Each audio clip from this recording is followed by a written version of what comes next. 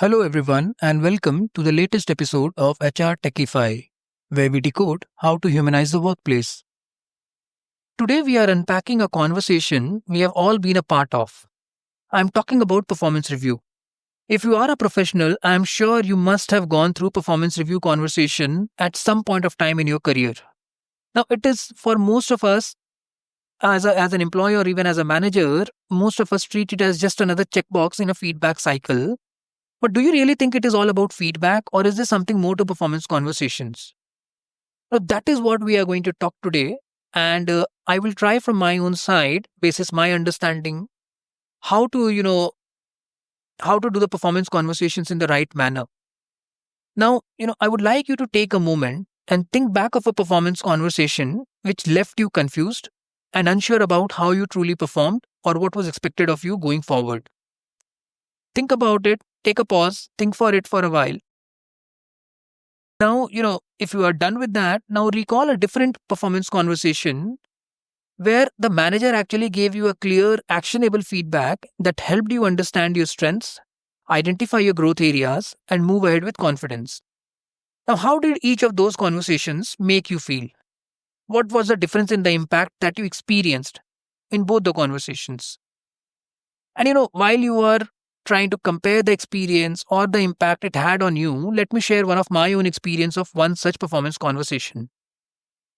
So, thinking back to my time as a software engineer, there was this one performance conversation that really stuck with me because it left me completely confused. And I had actually, at that point of time, I had launched a critical project pilot and it had gone well. So I thought, what to be worried about from a performance conversation perspective. So naturally, I walked into the performance review feeling very pretty confident. I genuinely believed that I had done a solid job. And during the conversation also, my manager's tone seemed to match that, and it felt positive, almost affirming. And I walked out thinking, well, that's great. I'm on the right track. But here is where it got tricky. Later on, I came to know that my manager actually had concerns about the very same project. Now, none of that had surfaced in our discussion, not even a hint, and somehow the signals just did not land with me during the conversation. And because of that, that performance conversation still remains fresh in my memory. And that makes me realize that if performance conversations are not handled with clarity and intention, it can actually give a very different experience to the person. And as I reflect when I'm trying to record this podcast and at the same time trying to reflect on that particular performance conversation, and if I ask to myself, was that conversation inspiring at all? I would say it was not at all inspiring. But when I look up at the internet and try to find out was I the only one or how many people actually feel that their performance review conversations are not inspiring, the data is very interesting. Now, according to Gallup, only 14% of employees actually feel inspired by their performance reviews. Now, that is just 14% of all the employees who undergo performance review conversations.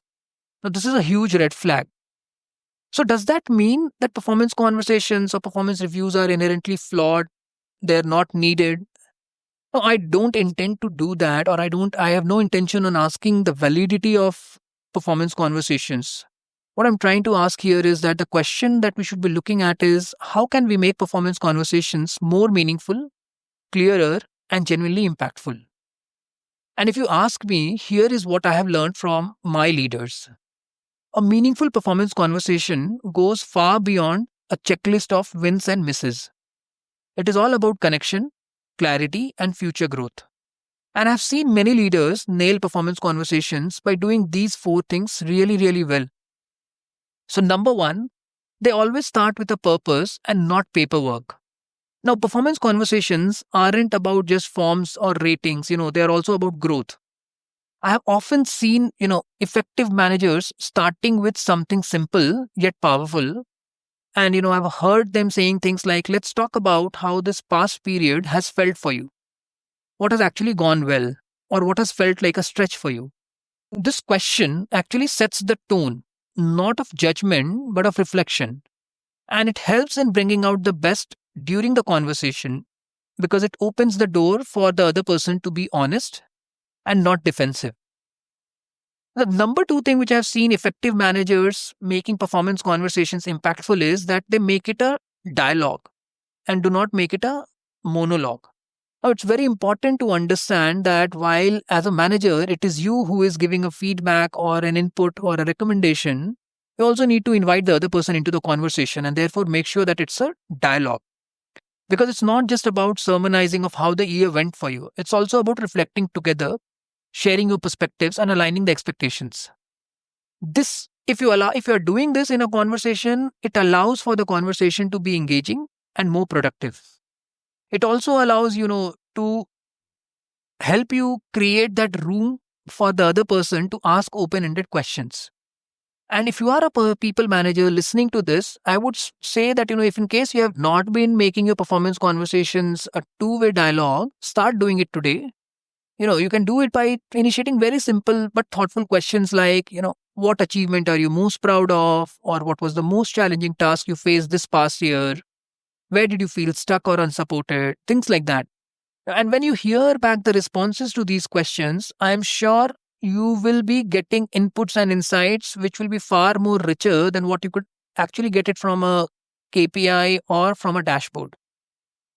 The number three thing which I have seen leaders doing consistently is that they talk about the future more than the past. Now, it's important to reflect a bit on the past, but also spend most of the time on what is next. So the leaders or managers actually talk about what are the skills to build, roles to explore, projects to stretch into, areas to improve. Because, once you start doing these things in your performance conversation with the employee, this allows you to take the conversation beyond evaluation. The number four thing, which is my personal favorite one, is that a lot of managers have started ditching the sandwich method.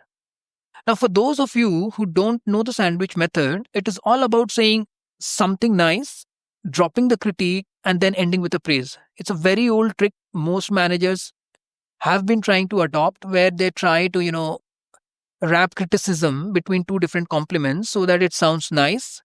However, in the hindsight, I personally believe that it ends up with people being more confused than clear. And knowing my own personality, if I was the employee, I would rather opt for getting clarity than nicety.